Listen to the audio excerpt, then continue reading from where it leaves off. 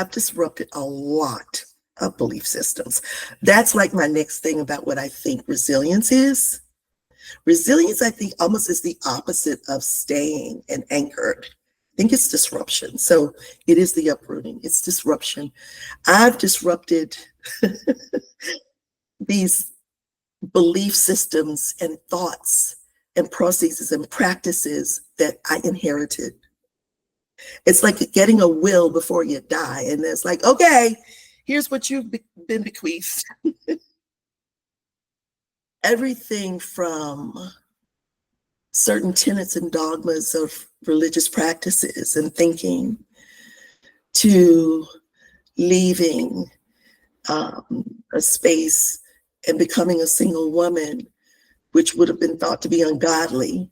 I mean, my own mom said to me, like, oh my gosh, how are you going to deal with your problem? Like, it's a problem, is it? Or is it really life-giving and life-affirming to everyone I love, and most of all myself? So disruption is resistance and resilience, because that's where you can reflect upon the stories and the truths, and you can live, and you can not only be at peace, but you can be peace. You can bring peace, because now you understand that disruption is necessary in order to find your pattern, your groove, your rhythm. Because go back to the analogy, you're in the water now. You really need to learn to dog paddle, tread water, swim. You've got to figure some rhythm out that allows you not just to survive with your neck and your chin just above the water, but to actually take on laps, to actually figure out how to swim the current, against the current, with the current, and to help others find that too, to bring them along so that they don't drown you and you don't drown them, but you teach and you show them, and you show by your example what it means to be daring enough to jump in, to be daring enough to uproot yourself. So this, I think, for me, sounds crazy, but there's one of the things I wanted to touch on is how am I showing the world what it means to heal? I think that's the best outcome of resilience and is healing. A resilient person is a healed and a healing person. They're in the process of healing. And the more often as we continue to heal, we become more and more resilient. And so what I like to call myself is I'm a recovering peacemaker. Yep. And I used to take that as a badge of honor. I go in and I help make everybody, put everything at peace. But that's really crazy, because I can't make peace.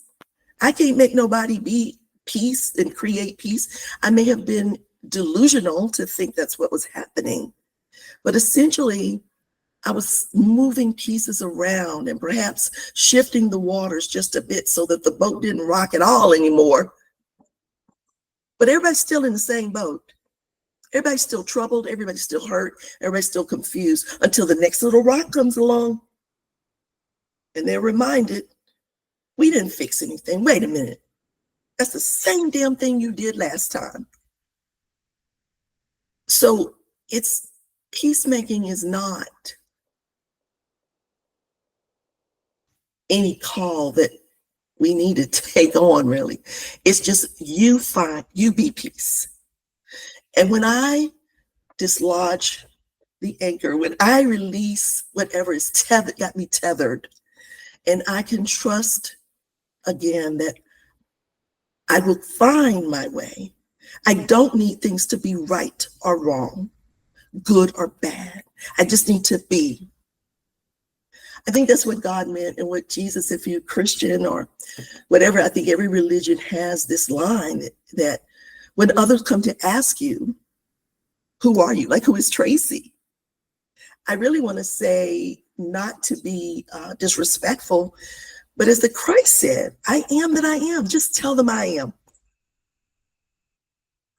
Because essentially what I believe that means is that who you think I am really is irrelevant, honestly, but it's who I know that I am. And if I can say I am all things, I don't need to tell you that I am good. I am this because I'm good, and this is good, and I don't do this, and I'm not because I'm not bad. I do this, and so I'm not evil. I do this, and so I am wonderful. Those are attributes, but the truth and the essence is I am, and that's peace. Disruption, chaos. Other people are throwing people off the boats. They're figuring out, they're capsizing them. And in the midst of it all, I'm peace. I am peace. I think it's another one of those analogies that I grew up with these scriptures. And I mean, they mean so much more when you dislodge your own freaking anchor and you figure out that you can still step on the water and walk all the way on the water without falling. You can walk on the water, and that's what it means. But if you lodge to an anchor, you're not testing anything. You don't even know what it means. You haven't even lived. I think one of the greatest examples I have is when I became single. I sat in a parking lot. I probably had a really big cry.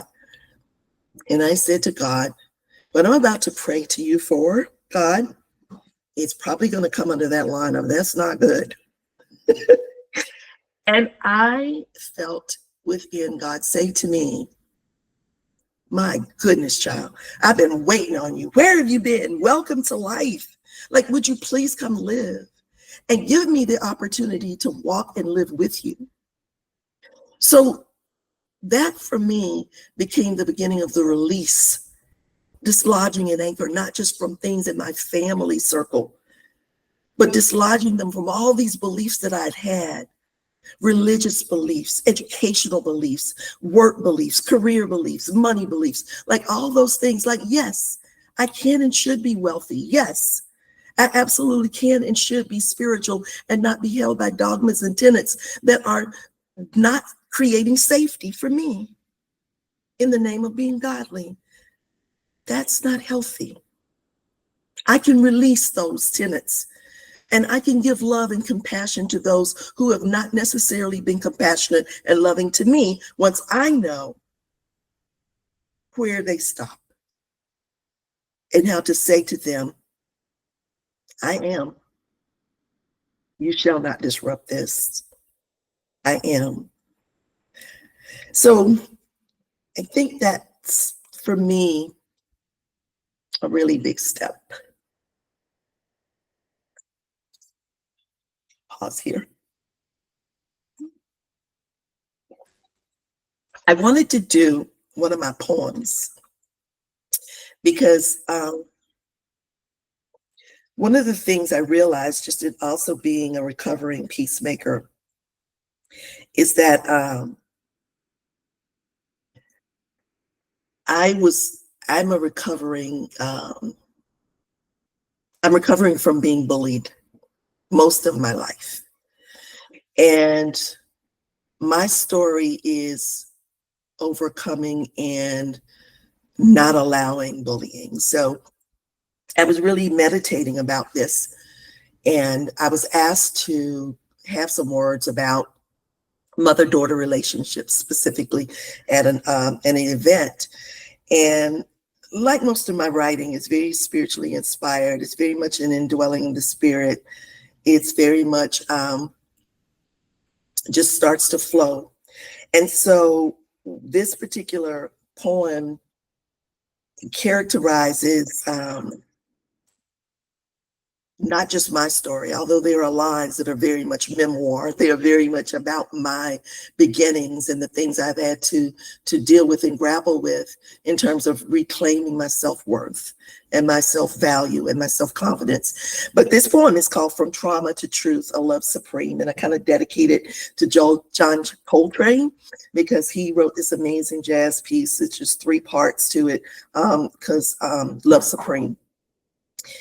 So I think even in hearing it, hopefully you will find lines of it that resonate in your life? And if so, you may be the kind of woman who wants to work with me, or know more about me and say maybe there's something we could collaborate on, or we could share, and I could listen and help in some way. So here it is, From Trauma to Truth, a Love Supreme. Where is the girl who was bullied by the girls who were bullies and the boys who were hurt and confused, who was told she thought she was cute and knew she was smart, body shamed, too skinny, too curvy, flat-chested, big-chested, too short, too tall, the nerdy girl, the fast girl, the preacher's daughter, the sinner's whore, the girl who was abused looking for love, who lived with the anguish and the shame of her mother and her mother's mother's mother, all of her aunties except that one, the one who everybody called a Jezebel, but who they secretly wished they could become, even if for just one day. The girl who dreamed big and stayed small. The girl who performed for praise and reward, but never felt loved. The girl who found a big God that others wanted to make small. The girl whose niceness was taken as weakness and whose desire to be a soft feminine being was taken too soon and left her with a hardened heart and a baby round her belly. Mouths to feed and a man who she had to make feel loved. Where is the girl who says she didn't need nobody, but she ached inside? Where is the girl who was placed in a box, wrapped with ribbon and lace and a bow, instead of tattoos and piercings, or covered with cute pinafore dresses instead of tucks and tails? The girl who wished upon a star and wanted rainbows and happily ever afters. The girl whose loud, imaginative spirit was trapped by conventions and traditions and rituals and rules. The girl who sacrificed for love until she lost her voice, her direction, and her desire. The girl who just needed to be mothered, not smothered and not tethered to false beliefs. The girl who lost her way on the road to womanhood, but is finally ready to return to be reborn, to return to her bully's home address, the playground, the sandbox, the neighborhood, the church, the corner or the club, the boardroom or the bedroom, at her mama's knee, her mama's baby's daddy's maybe fearful space of pain, or her uncle's glance, or the other secret touches of shame. And she's ready to return now and finally face the bullies who whispered, stared, poked and prodded to keep her in check, who were themselves hurt, but rather than hide behind their own fears, they just beat her down with their pain. Where is the girl who can finally let the girl who was born to be come out and meet the woman she has become? Meet her and love her, forgive her, and set her free to dance naked in the rain, naked and alone, and filled with the joy of her own soul's salvation, knitted as she was intended to be before she entered her mother's womb. She is rebirthed, realizing and reclaiming and remembering her divine divinity, her divine destiny. The weird girl, the nerdy girl, the beautiful girl, a mosaic of colorful complexity, brilliant and bold, quiet and demure, sensual, sexual and spiritual, godly and unashamed. She can step up now, shoulders squared, standing strong. She can tell them bullies, step aside, as she assumes her rightful place on her throne. Not looking to return wrongs or avenge hurts with equal wrath, rather entering a space with tender tenacity and ferocious faith, enough to believe that love is still the answer, but no longer willing to bear the bully's burdens. She can now break the cycle and begin the healing that she needs to rewrite and rebuild, to unlearn and reteach and walk uprightly as she stands confident and sways with rhythmic ease. For now, she knows she is a divine vessel and nobody can tell her different. She is the source of life. She is meant to honor and pamper and protect herself first, so she can in turn honor and pamper and serve her children, her lover, her life, and her passions as she leads, never again forsaking her own pleasure for the sake of pleasing others. Only then can she release the darkness of the past and walk into her future, ready to live in the fullness of her light and ready to become and live the truest version of herself, wrapped in a love that reigns supreme.